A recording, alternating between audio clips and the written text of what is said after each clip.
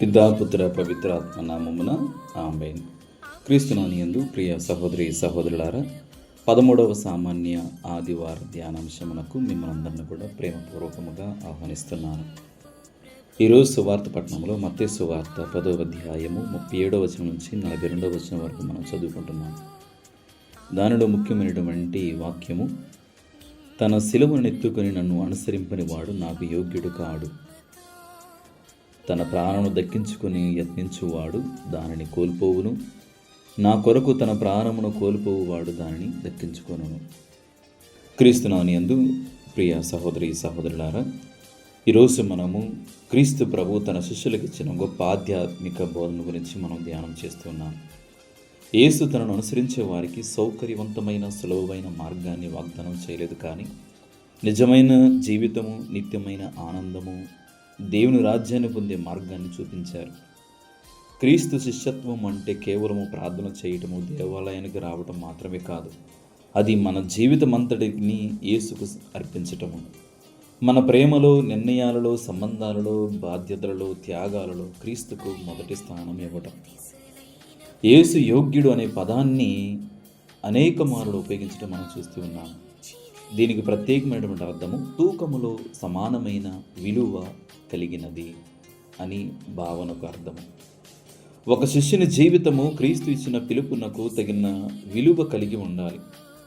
అంటే మన హృదయంలో క్రీస్తుకి ఎంత స్థానం ఇస్తున్నామో, ఆయన వాక్యానికి ఎంత విలువ ఇస్తున్నామో మన జీవితం ద్వారా అది వ్యక్తమవుతుంది.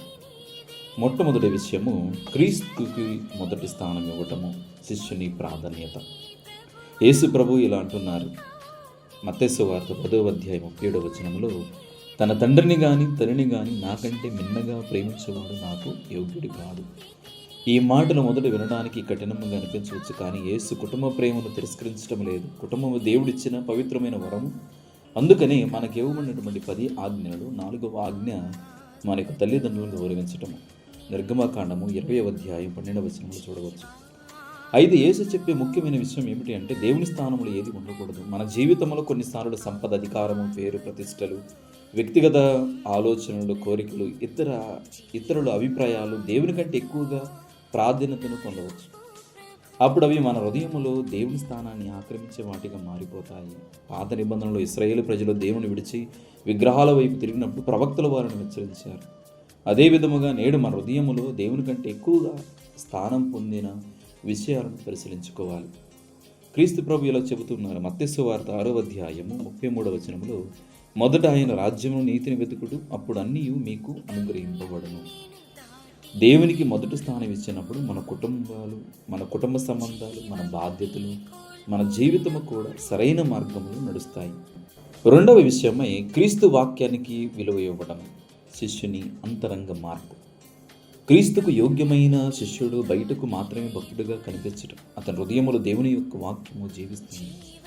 యేసు ప్రభువులో చెబుతున్నారు, మత్తయి సువార్త 24వ అధ్యాయం 35వ వచనంలో, భూమి ఆకాశములు గతించిపోవున గాని నా మాటలు ఎన్నడూ గతించిపోవు. ప్రపంచంలో విషయాలు మారిపోతాయి, మనుషుల అభిప్రాయాలు మారిపోతాయి, పరిస్థితులు మారిపోతాయి, కానీ దేవుని యొక్క వాక్యము శాశ్వతమైనది. కీర్తనకారుడు ఈ విధంగా ప్రార్థించాడు. కీర్తన గ్రంథము 119వ అధ్యాయం 105వ వచనములో, నీ వాక్కు నా పాదములకు దీపము, నా త్రోవకు వెలుగు. దేవుని వాక్యం మన జీవితానికి దిశానిర్దేశం చేస్తుంది. క్రీస్తు వాక్యానికి విలువ ఇవ్వడం అంటే క్షమించమని చెప్పినప్పుడు క్షమించడం, ప్రేమించమని చెప్పినప్పుడు ప్రేమించడము, వినయముగా ఉండమని చెప్పినప్పుడు అహంకారాన్ని విడిచిపెట్టడం, సేవ చేయమని చెప్పినప్పుడు ముందుకు రావడము, సహృదయముతో ఇతరులకు సహాయం చేయడము.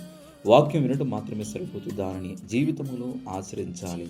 అందుకే యాకోబు పత్రిక 1వ అధ్యాయము 22వ వచనంలో, వాక్యము కేవలం వినుటియేనని ఆత్మవంచన చేసుకొనకుడు, దానిని ఆచరింపుడు అని మనం చదువుతాం. కాబట్టి క్రీస్తు ప్రభు యొక్క వాక్యాన్ని మనము ఆచరించి మన యొక్క అంతరంగికమైనటువంటి మార్పు కోసం మనము ప్రయత్నం చేయాలి. అది శిష్యునికి ఉన్నటువంటి ముఖ్యమైన లక్షణముగా మనం పరిగణించాలి. మూడవదిగా శిలువను స్వీకరించటము, శిష్యుని త్యాగ జీవితము. క్రీస్తు ప్రభు ఈ విధంగా చెబుతారు. మత్తయి సువార్త 10వ అధ్యాయము 38వ వచనంలో, తన శిలువనెత్తుకొని నన్ను అనుసరింపని వాడు నాకు యోగ్యుడు కాడు. యేసు తన శిష్యత్వానికి కేంద్రముగా శిలువను ఉంచాడు. శిలువ అనేది కేవలం బాధకు గుర్తు కాదు, అది ప్రేమకు, త్యాగానికి, విధేయతకు గుర్తు. యేసు స్వయముగా శిలువ మార్గంలో నడిచారు. నిజమైన తోటలో ఆయన ఈ విధముగా ప్రార్థన చేయటం మనం చూస్తూ ఉన్నాం.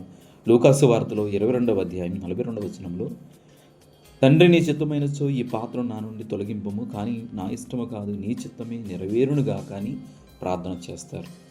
శిలువ అంటే కష్టాలతో విశ్వాసాన్ని కోల్పోవటము, బాధల్లో ప్రార్థించటము, ఇతరుల కోసం త్యాగం చేయటం, పాపాన్ని తిరస్కరించటం.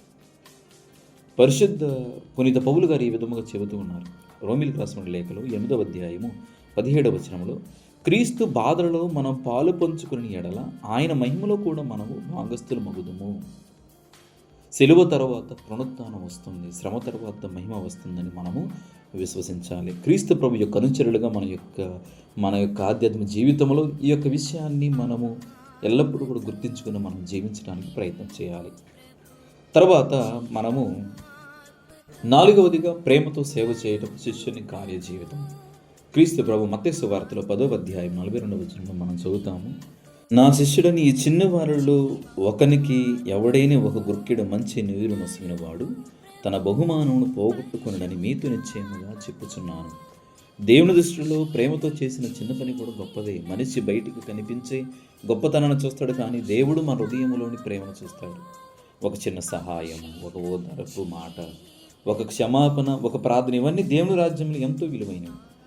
యేసు ప్రభు చివరి తీర్పు రోజున దాని గురించి మాట్లాడుతూ చెప్పినటువంటి మాట మత్తయి సువార్త 25వ అధ్యాయం 40వ వచనంలో మనం చదువుతాం, ఈ నా సహోదరులలో అత్యల్పుడైన ఏ ఒక్కనికి మీరు ఇవి చేసినప్పుడు అవి నాకు చేసిద్రని మీతో నిశ్చయముగా చెప్పుచున్నాను అని వారితో చెప్పాను. అందువల్ల క్రీస్తు శిష్యుడు ప్రేమను మాటలలో మాత్రమే కాదు, తన జీవితంలోని కార్యాలలో చూపిస్తాడు. 5వదిగా శిష్యుని లభించే గొప్ప ప్రతిఫలం. దేవుని కోసం చేసి ఏ త్యాగము ఎన్నటికీ వృధా కాదు. పునీత పౌలు గారు కొరింథీ రాసిన మొదటి లేఖలో 15వ అధ్యాయం 58వ వచనంలో ఈ విధముగా సెలవిస్తున్నారు, ప్రభు సేవలో మీరు చెయ్యు ఎట్టి కార్యమునైనను నిష్ప్రయోజనము కాదని మీకు తెలియను కదా. ఈ లోకంలో క్రీస్తు కోసం జీవించిన వారికి నిత్య జీవితం అనే ఒక గొప్ప బహుమానం ఉంది. క్రీస్తు ప్రభు ఈ విధము చెబుతారు. మత్తయి సువార్త 25వ అధ్యాయం 21వ వచనంలో కూడా, నీ యజమానుని ఆనందములు నీవు పాలు పంచుకొనుము. దేవుని కోసం జీవించిన ప్రతి ఒక్కరి జీవితానికి చివరికి నిత్యమైన ప్రతిఫలం సిద్ధంగా ఉంటుందని మనం విశ్వసించాలి. కాబట్టి మనం చేసే చిన్న చిన్న సహాయాలు దేవుని దృష్టిలో గొప్పవిగా కనిపించవచ్చు. కాబట్టి ప్రియ సహోదరి సహోదరులారా, మనమందరము కూడా క్రీస్తు ప్రభు యొక్క అనుచరులుగా ఇతరులకు సహాయం చేయడం నేర్చుకోవాలి. ఉపకారముతో మనము ఇతరులకు సహాయం చేసే విధముగా మన యొక్క ఆధ్యాత్మిక నడవడిక ఉండాలి. చివరిగా ప్రియ సహోదరి సహోదరులారా, ఈరోజు యేసు మన హృదయాన్ని పరిశీలించమని పిలుస్తున్నారు. మన జీవితంలో నాకు, నీకు, మనందరి జీవితాలు నిజముగా దేవునికి మొదటి స్థానం ఇస్తున్నామా లేదని ఒకసారి ఆత్మ పరిశీలన చేసుకోవాలి. క్రీస్తుకు యోగ్యమైన శిష్యుడు తనకంటే ముందు దేవుని ప్రేమిస్తాడు, దేవుని వాక్యానికి విలువనిస్తాడు, తన సిలువను విశ్వాసంతో మోస్తాడు, ప్రేమతో ఇతరులకు సేవ చేస్తాడు. మన ప్రార్థన. దయగల నిత్య సర్వేశ్వర, నా సిలువను ప్రేమతో స్వీకరించడానికి, నీ వాక్యాన్ని ఆశ్రయించడానికి, ప్రేమతో సేవ చేయడానికి నన్ను నిజమైన శిష్యునిగా మార్చమని మన యొక్క దైనందిన జీవితంలో అనునిత్యము ప్రార్థన చేయాలి. దేవుడు మిమ్మల్ని దీవించి కాచి కాపాడును గాక. ఆమేన్. పితా పుత్ర పవిత్రాత్మ నామమున ఆమేన్.